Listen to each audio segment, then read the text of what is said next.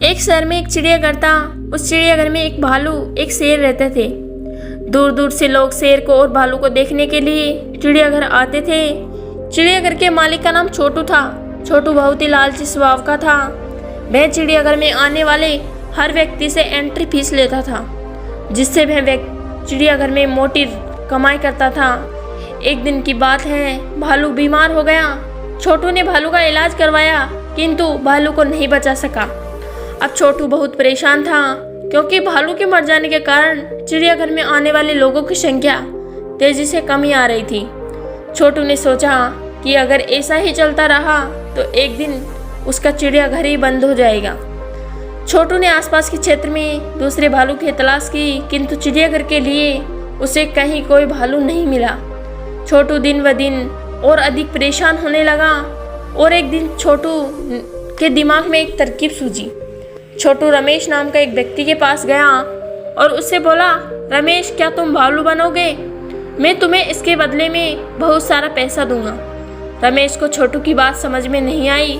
रमेश बोला, मैं तो इंसान हूँ, मैं भालू कैसे बन सकता हूँ? रमेश की बात सुनकर छोटू हंसा और हंसते हुए बोला, भाई, तुम्हें सचमुच भालू नहीं बनना है। तुम्हें तो सिर्फ भालू के कपड़े पहनकर लोगों के सामने भालू जैसे दिखना है और भालू जैसे व्यवहार करना है। इसके बदले में मैं तुम्हें बहुत सारा पैसा दूंगा, जिससे तुम्हारी गरीबी दूर हो जाएगी। पैसों के लालच में रमेश छोटू की बातों में आ गया और भालू बनने के लिए तैयार हो गया। अब रमेश प्रतिदिन भालू के कपड़े पहनकर लोगों का मनोरंजन करता था और लोगों को यह लगता कि असली भालू है, और चिड़ियाघर के इस भालू की ख्याति दूर दूर तक फैल गई और चिड़ियाघर आने वाले लोगों में तेजी से इजाफा होने लगा। इस प्रकार छोटू और रमेश ने मिलकर मोटी रकम कमाई। एक दिन भालू शेर के पिंजरे के ऊपर खड़ा होकर लोगों का मनोरंजन कर रहा था। तभी पिंजरे की छत टूट गई और भालू शेर के सामने जा गिरा। भालू बने रमेश को लगा कि अब शेर उसे खा जाएगा। डर के कारण रमेश रोने लगा। भालू बना रमेश जब रो रहा था तो उसके रोने की आवाज़ बिल्कुल इंसानों जैसी थी।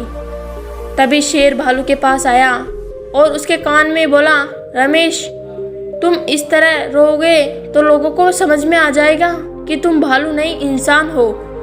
शेर को इंसानों की तरह बात करते देख रमेश को बड़ा आश्चर्य हुआ, किंतु थोड़ी देर में रमेश समझ गया कि जिस तरह वह नकली भालू बना है, उसी तरह यह शेर भी नकली है।